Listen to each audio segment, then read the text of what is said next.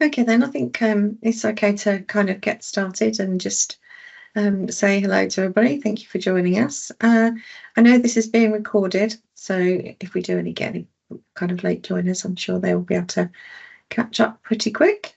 This presentation has been given by one of my colleagues, Ian Battersby, who you might also hear as a familiar voice on our podcast. I'm Carly, I'm the Commercial Director at Blackmores, so here just to give you a bit of a brief introduction to the next hour or so. So just here we go. So this is what we're proposing to talk about. Our event, which is based on integrated management systems. We've got lots of clients that obviously have many ISO management systems. Some of them are silo and some of them are integrated. So we're here to answer your queries and hopefully give you a bit of guidance on why it could be a good idea for you and for your business to set this as an objective for the future. What we're going to cover is the compatibility of ISO standards. What is Annex L and how standards work together, the benefits that you can get from resourcing and financial implications and potentially avoiding repetition. What considerations you might need to think about and what to look out for. Most importantly, kind of what do we do? How do we do this? Ian will cover that. And the expertise you need to do that. How we might be able to help, what you can do for yourselves, what could be the next steps, and kind of any questions you might have. Just to introduce Blackmores, if you've not met us, I see a few new names on there, just to introduce what we do. So we have been established for just over, for 19 years. Next year's our 20th anniversary, so we'll be doing something to celebrate that. And over that time, we've had a 100% success record in what we do in terms of implementing management systems and helping our clients successfully transition from when standards update from one version to another. We've worked with obviously lots of companies, over 600 it says on there, in 27 different countries, lots of different time zones and periods, and in lots of different standards, all in relation to quality, risk, and sustainability. As we feel we are leaders in our field, innovative and always looking forward, trying to find a new way to put a face on standards, how they're implemented. And we introduced the isology 7 steps to implement any ISO standard. We use this as our process for implementation, along with our isologyhub and the podcast. So the podcast has been going for quite some time now, and if you haven't seen it already, you can find the ISO show on any kind of podcast platform, YouTube, however it is that you listen to your podcasts, you'll find them on there. Any of the parts of the standards that we want to talk about, cover anything that's new and upcoming, you'll see and hear lots of information on there. As we said, we've got a 100% success rate, and we also have the highest NPS rating in our profession. And in 2024, that was 100%. We're very pleased to say.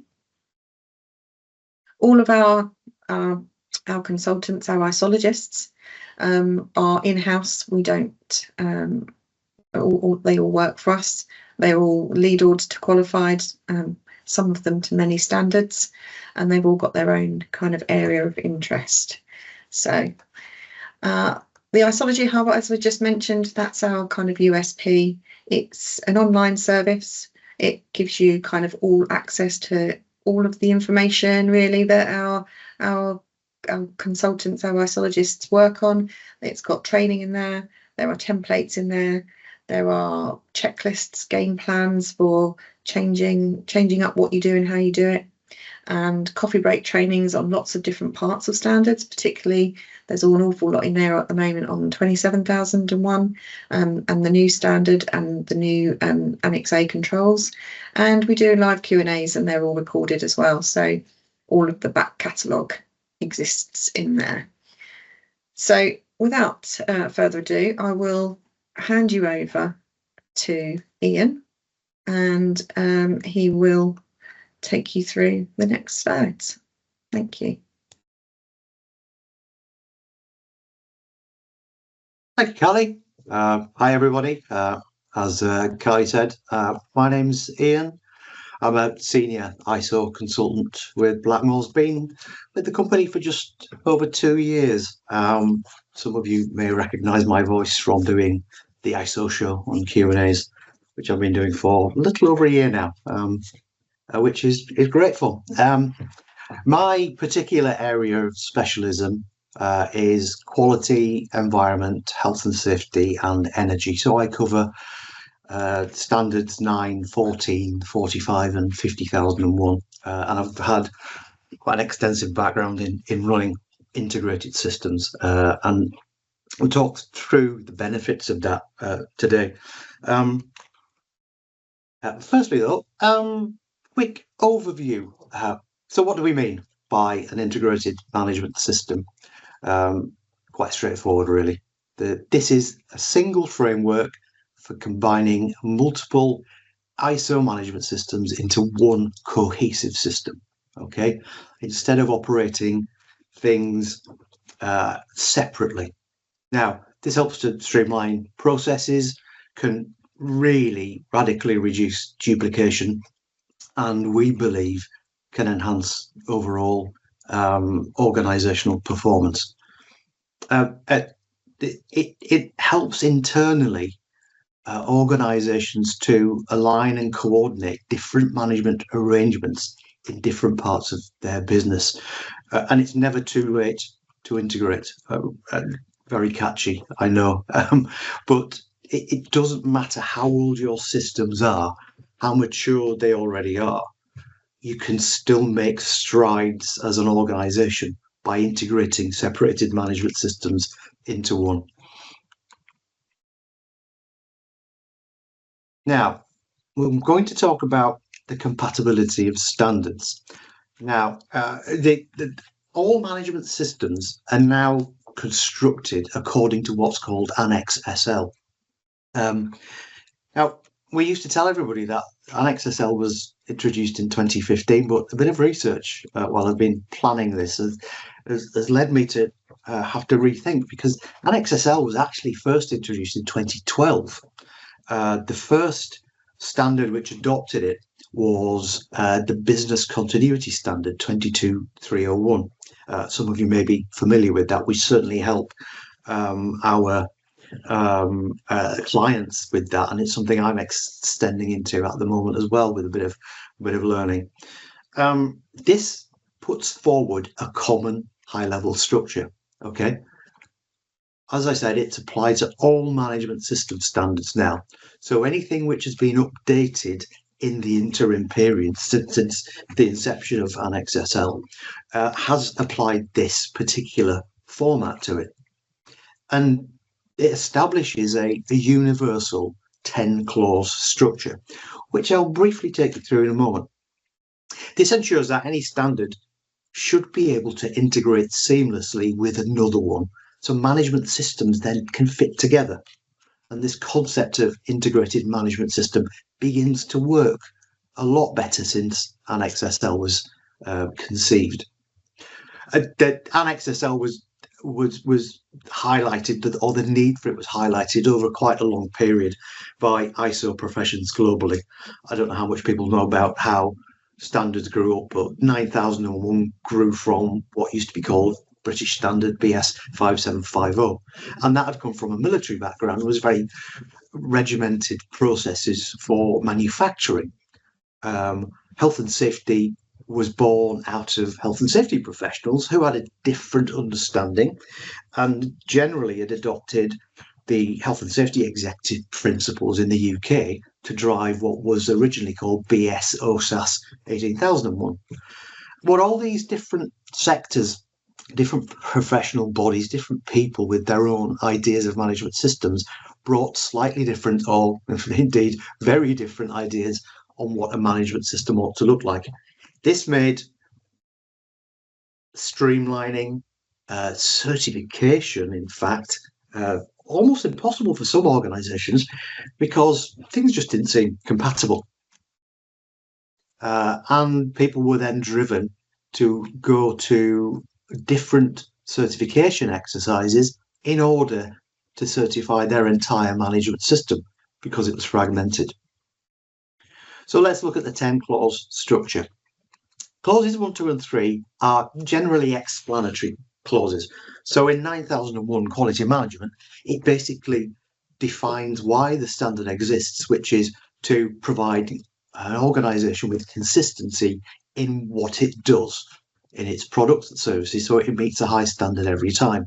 Okay. It's the context, why it exists, what it's there for, what it should mean to you. Generally quite brief. Many of them include a very nice glossary of terms and definitions, which are then used throughout that document. There's a but to this. If you take some standards, particularly say 9001, it refers you back to standard ISO 9000, which is the the underpinning document with all of the terms and definitions for quality management in it.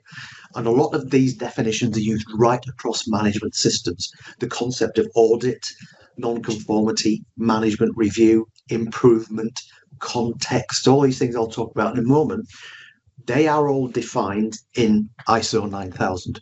So regardless of which standards you're applying, it can be a very useful document to look at. Now, it is not audited generally, but because its content has the overall reasoning for it, you can refer back to that reasoning to say, listen, your management system isn't effective in addressing the terms of the standard, but also auditors will refer back to the terminology, the terms and definitions which are in either the standard clauses 1 to 3 or in any supporting document like ISO 9000. Okay, so you can be drawn back to definition and you can be found to not conform based on definition. So just need to be careful. The real meat then begins in clause 4 though. This is context of the organisation. And I go on about this quite a lot. So a lot of people who've ever heard me talk before might be bored with this, but this is the world in which you operate. And this is fundamental. This is very, very important to understanding why you're there and what your management system ought to do to support your organisation. Okay. It also looks at what we call interested parties, people who have an interest in what you do, what we used to call stakeholders, the people affected by what you do. Now, this can be people, can be organisations.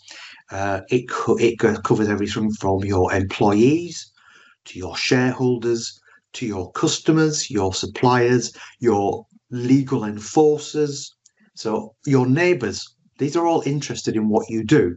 So you have to define these people and organisations and what your impact on them might be, and also how you should communicate with them.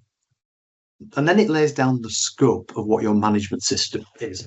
This basically is, what do you do as a business that wants to be certified? Do you design, manufacture and sell widgets, for instance? A nice, very clean, concise scope of your management system, or is it something more complex? And I'm working with an organisation at the moment who do many, many things over many countries, and it's a full page scope that they do because they have many facets to how they operate.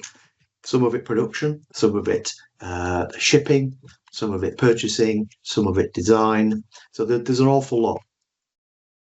And as I said, this is the basis for your management system. This is how you operate, and this is how the system ought to function to support your business.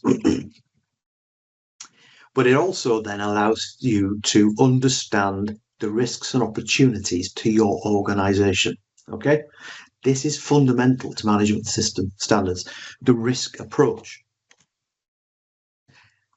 Following on from that, we have clause 5. I cannot emphasise the importance of clause 5, leadership. And it's interesting taking the individual subclauses in clause 5 and asking leadership in an organisation how they actually do follow those requirements. So any system, and particularly an integrated management system, needs commitment from top management. Top management, there's a definition in ISO 9000 of what top management is. They are the people who have responsibility. They are the people at the very top of the organization who guide, lead, direct, and resource what you do. They assign roles and responsibilities to the rest of the organization. And as such, they have deep involvement in management systems at the start and throughout. They must establish policy. Policies are the intent of the leadership of an organization expressed in policy format. They assign roles and responsibilities. They are responsible for communicating to the workforce and others the importance of a management system and promoting its adoption among the workforce, and then for applying resource to it to make it work effectively. Clause 6 is around planning. This is where you will consider the risks and opportunities which were raised, as I mentioned a moment ago, in the context phase. So when you're looking at the world in which you work, you then look at the risks to that operation. And then at this point, you must plan to overcome those risks or to take advantage of any opportunities that you've raised.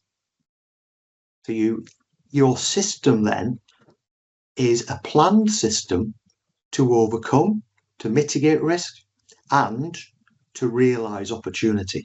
So it's not just a negative thing, it's a positive as well. And from those risks and from that context, you then set objectives which should align to the way your company runs.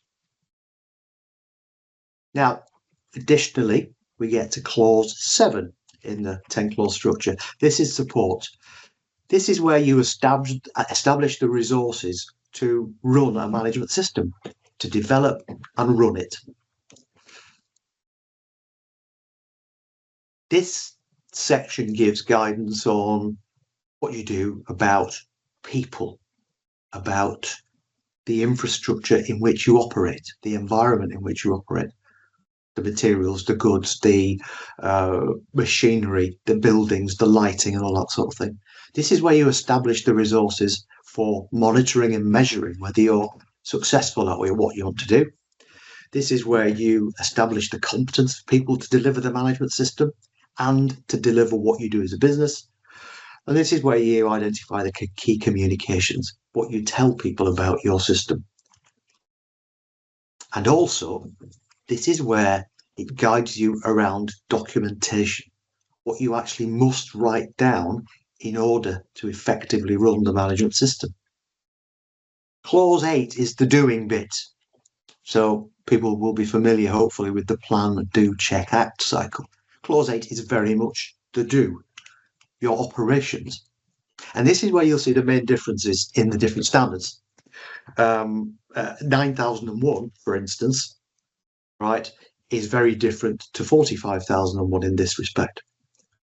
But they all follow a similar pattern.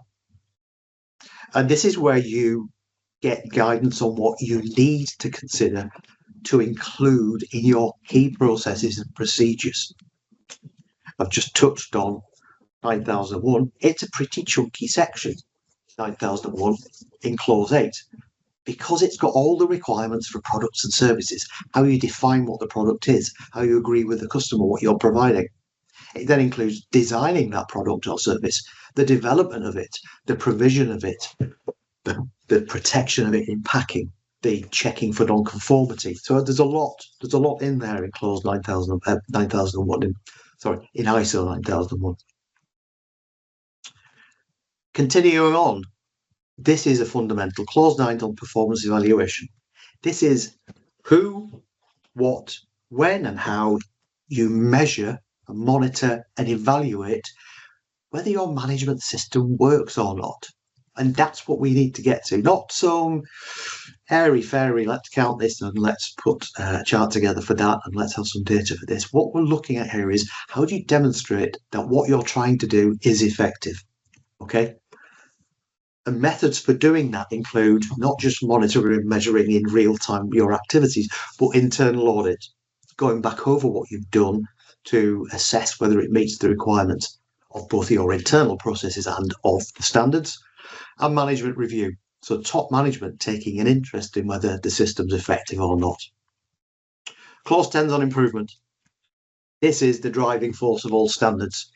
You are there to improve by adoption of standards. Okay. Ways of doing that are by identifying non-conformity, which is anything where an outcome is not what you expect it to be, and then the corrective action to put that right, but also to actively seek opportunities for improving your organization, improving what you do. Now, what are the benefits? Why would you bother to spend your time integrating your management systems? Okay, well, there are many. And this is a synopsis. There are more than I can sum up. You'll see a little piggyback there. Let's just cut to the chase. Cost savings. You will save money by integrating your management systems. Firstly, in implementing it yourself, you will use less internal resource because of the crossovers in the different standards. You will combine elements. Why do a gap analysis on 45,001 and then 14,001 and then 9,001 when they all want you to do context, i.e. a SWOT and PESTLE, for instance? Why have a risk process for health and safety and then a risk process for quality? It doesn't make sense. Why internally audit things when they have common elements, okay, in a different internal audit program? Again, why go and look at a SWOT and PESTLE for health and safety and then go and look at a SWOT and PESTLE for quality? Doesn't make sense. But also, processes can be combined. You should write down how you do the job. Now, in writing down how you do the job, you might say, well, there are health and safety risks in doing that job, so we will mitigate them by doing this. In the same document, you could say, well, we have environmental risk also, so this is how we mitigate the environmental risk in doing the job. Oh, but there are quality requirements, so this is how we do the job well to meet the customer's requirements. So processes themselves can be combined. But working with your certification body, you could also see a reduction in assessment days because they will assess common elements in one go.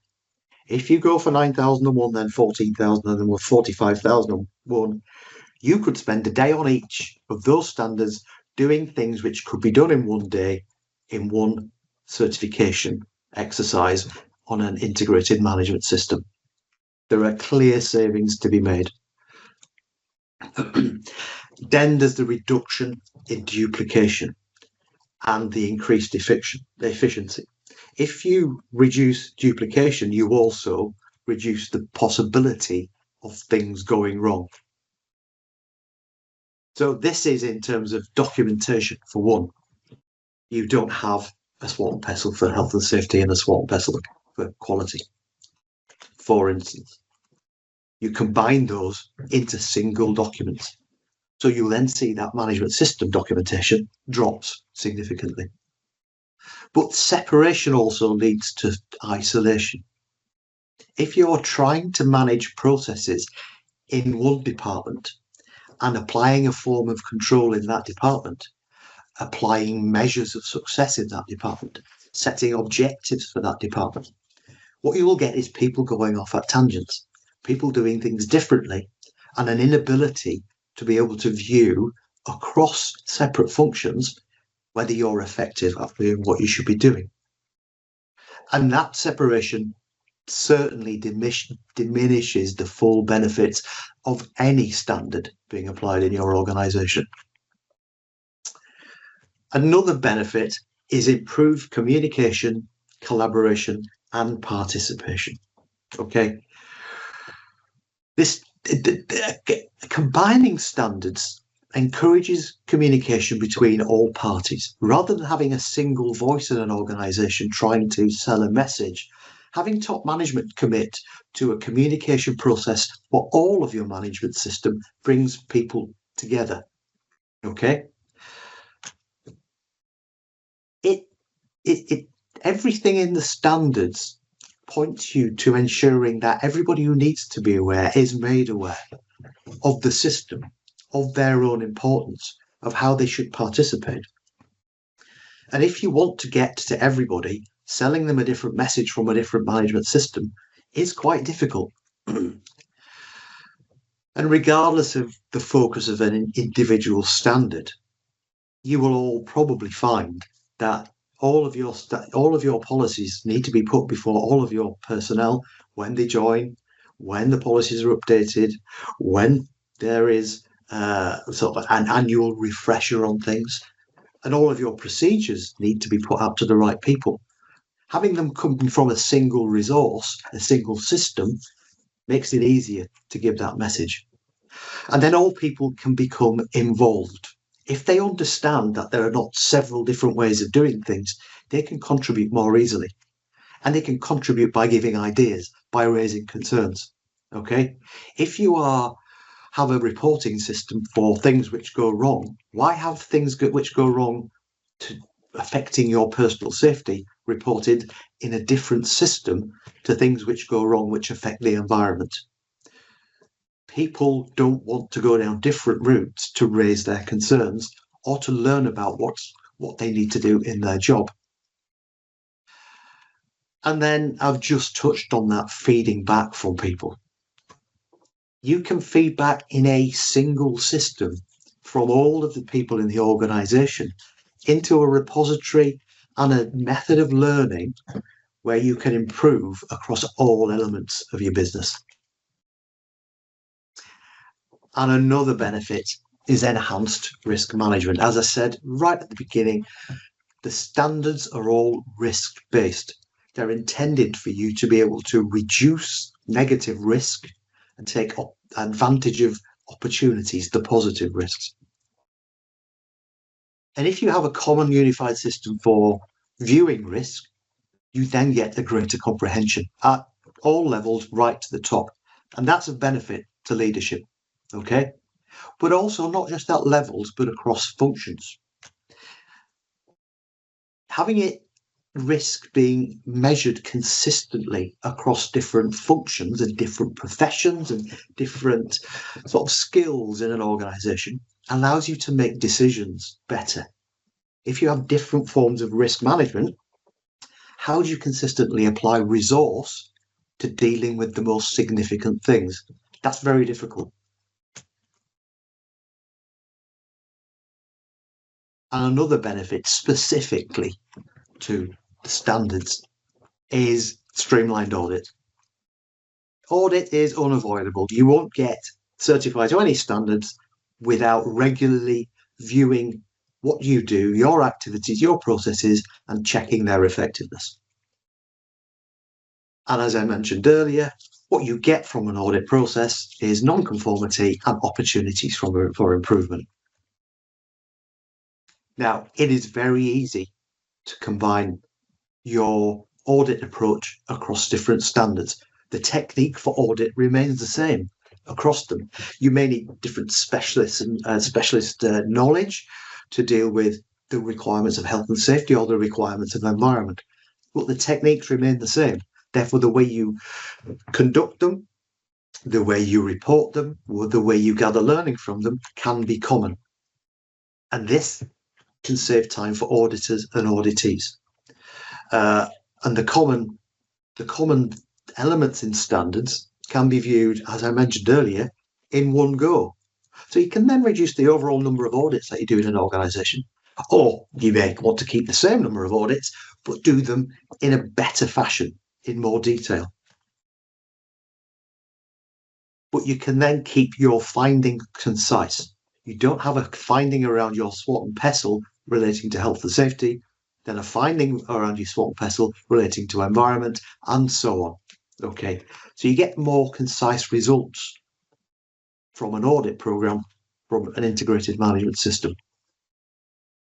I touched on decision making earlier around risk, but this allows management to take a unified view of how the organization operates, what its processes deliver, and quite importantly, from standards perspectives, how things perform.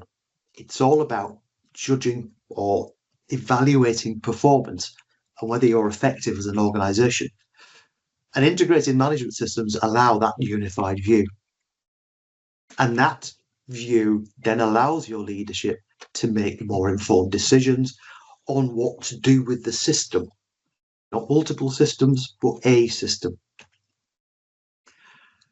And it allows multiple perspectives. It allows people with different skills, professions, functions, roles and responsibilities to contribute in order to make a joined up thinking between the different facets of the business. Processes don't exist in silos. This is what we're talking about today very much. There are handoffs between people. There are authorizations. There are inputs from one part of the organization, outputs to another. They have to operate effectively. And by trying to unify your management system, you allow those perspectives to be brought into the construction of process. And this then has applications right across a business. You can look at the operation of things across a business, not just inside a silo. Further benefits. You will get increased stakeholder confidence, okay? Or confidence from your interested parties, to use standards language. To many, the adoption of standards is a mark of best practice. They are internationally recognized, so they set a benchmark. Because of their consistency, they allow people to judge whether organizations are operating to the right sort of standard. And some people see this as a seal of approval in many ways. It also demonstrates a commitment to whichever cause you are following, okay? A commitment to quality, a commitment to the safety of your people and anybody that you affect in your operations, a commitment to the environment. So they show that leadership is pushing an organization towards that cause. They also allow you to circumvent certain approval processes. Many organizations now need to be certified in order to get onto tender lists to win business. Okay, so it's giving people a competitive advantage. But if you can demonstrate an integrated system, it makes life easier because you don't have to answer multiple questions to multiple people as points of contact in different parts of your client organization, your customer organization. You can point them all to one very concise system. And it will serve you well in doing whatever business you seek. It may be absolutely vital in doing business in your particular sector. There are more benefits. It really can contribute to improved organizational performance and a culture. Okay. Everybody pulls in the same direction if they can see that they are being provided with tools that are simple to follow, easy to use, concise, that are located in a place where they can always find them. So that gives you an improved focus. People know what they're doing. People know how to deliver. My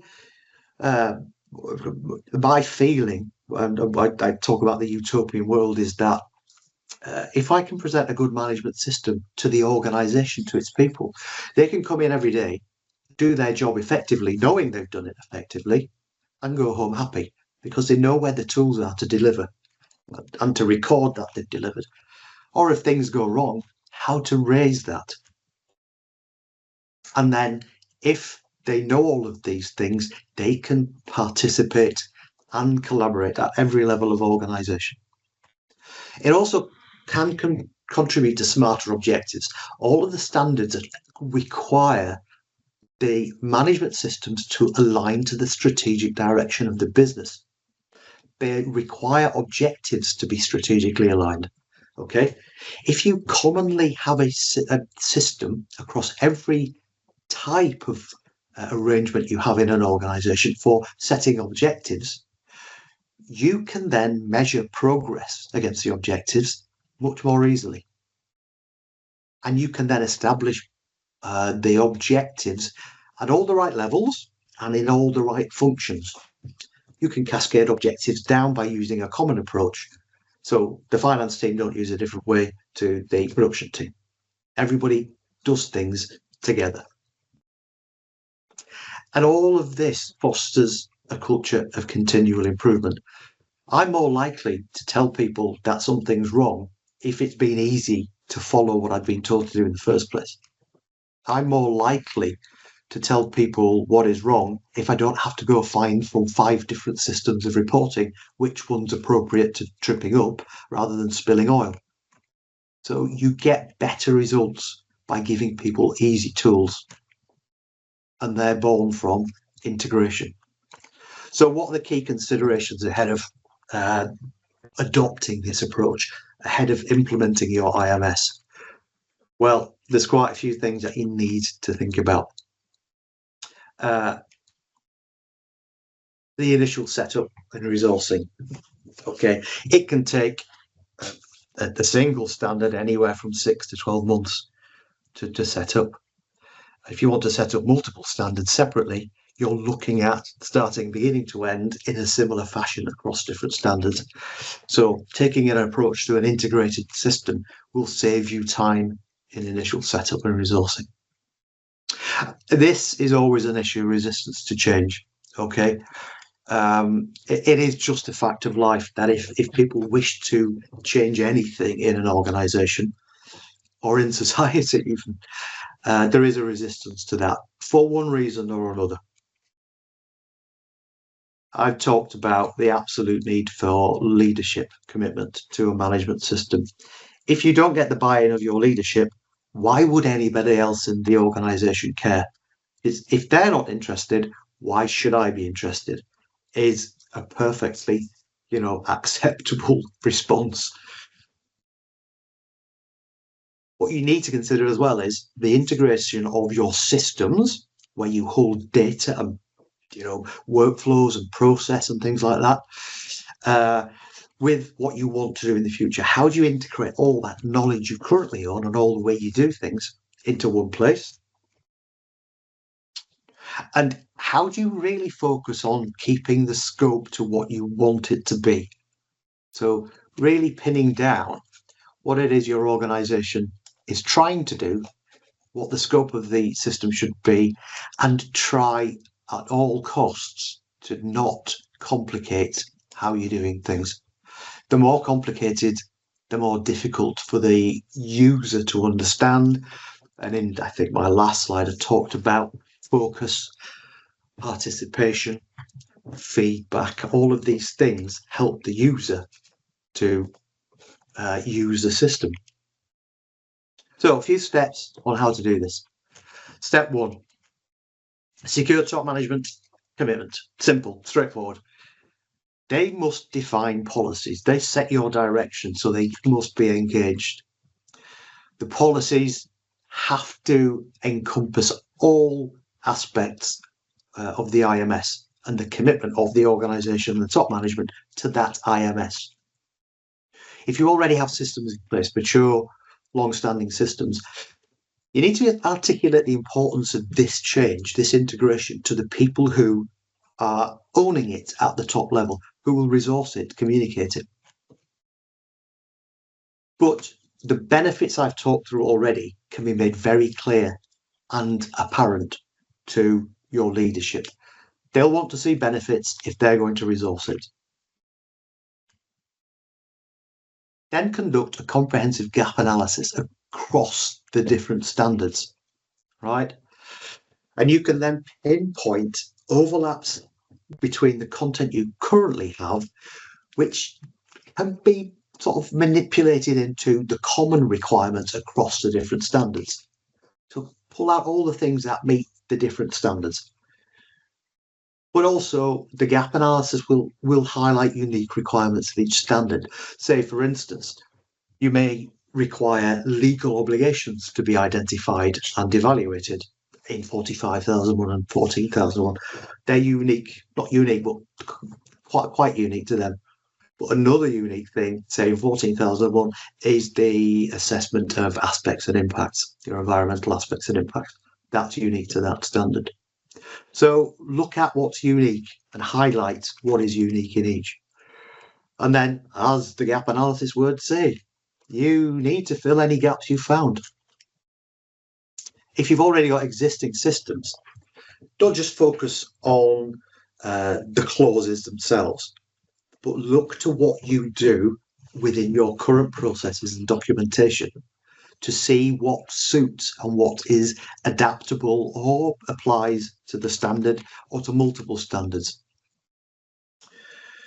And go and look at your core business process, right? Look at what you do as a business. Look at how you deliver your product or service. Fundamentally challenge how you do things. And for each step in your core processes, identify what requirements apply to you from each of the standards. So say, this is how we operate. What does the standard say about that operation? Third step, establish a common framework. So Annex SL, you said earlier, is the high-level structure of management systems. So step back and look at Annex SL, the high-level systems that I've talked through, clauses 4 to 10. This makes integration easier. Okay, you have common documents across them. Bring them together. The standards allow you to focus on bringing together documentation from different areas and making it consistent.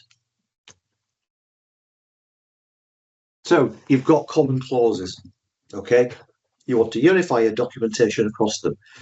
These things include context, we've talked about, leadership, we've mentioned, planning, so how do you mitigate risks and how do you put in place operational controls, support, so the resourcing, the competence, the documentation, the evaluation of performance, how do you measure what you do, your improvement.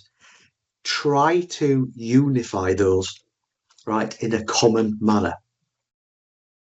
And if you've got a mature system, try not to bolt on to what you have another standard. Okay, it might work, it might happen, but don't say, oh, we've got a health and safety system, we'll just stick all the environmental stuff in that.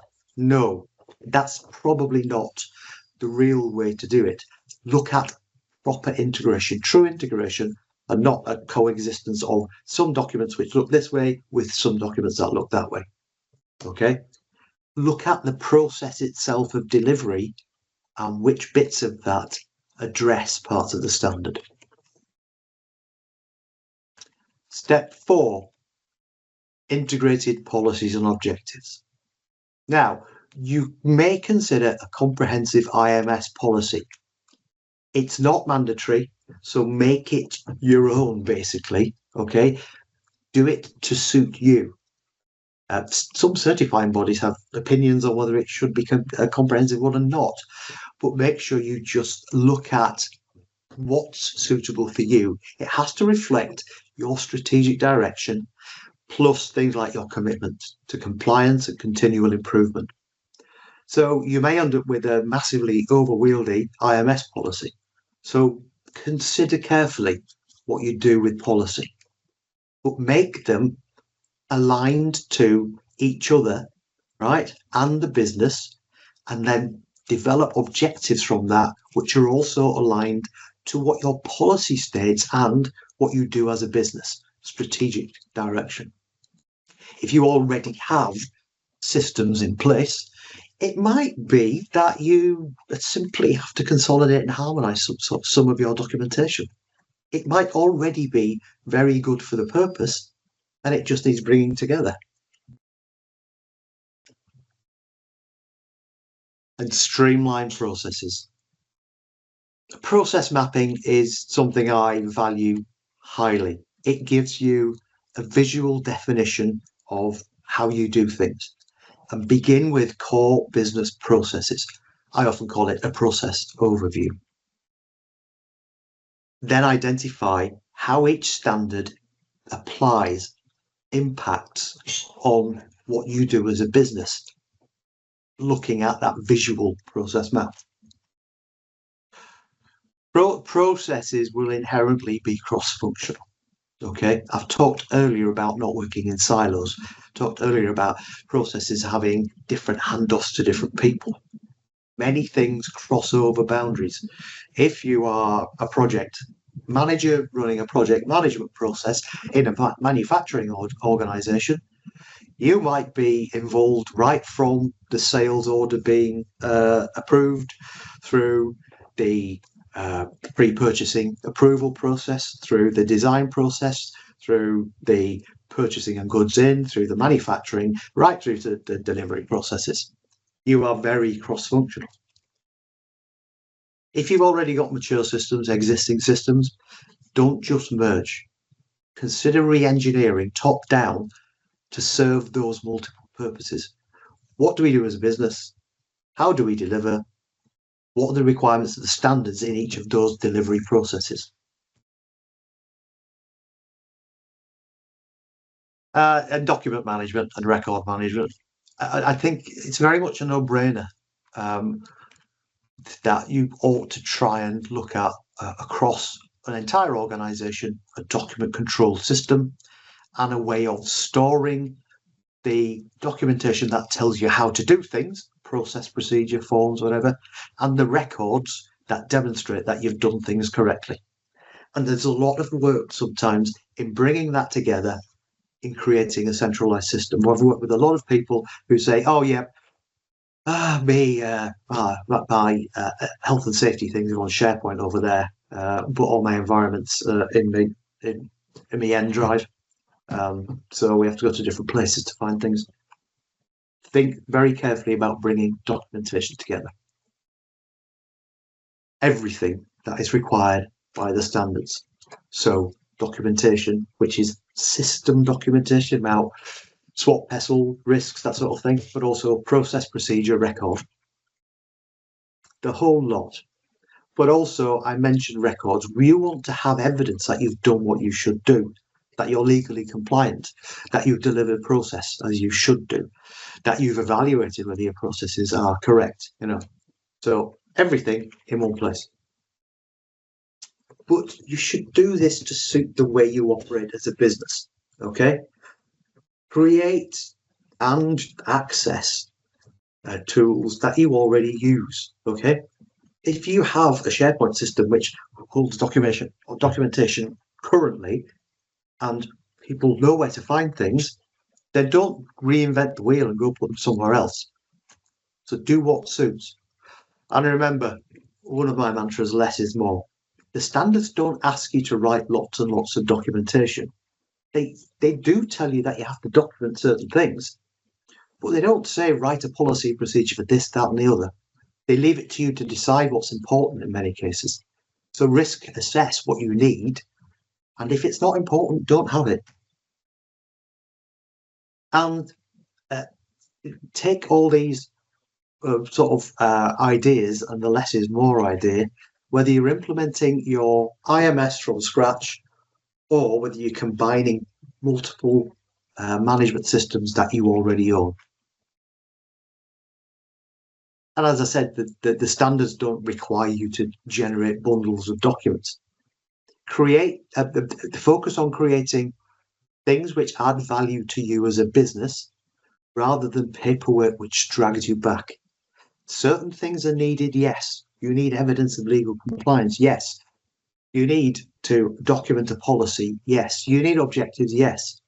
But focus on what's important in the delivery of your product or service when you are creating the meat of your management system, the do part. And this is important. Telling people things is important. People just don't arrive at a management system and know what's there and what's important to them, okay? Awareness is fundamental, which is why it's a sub-clause in its own right within the standards.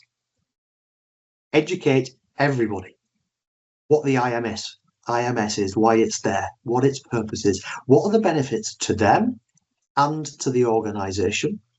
How does it affect their daily role?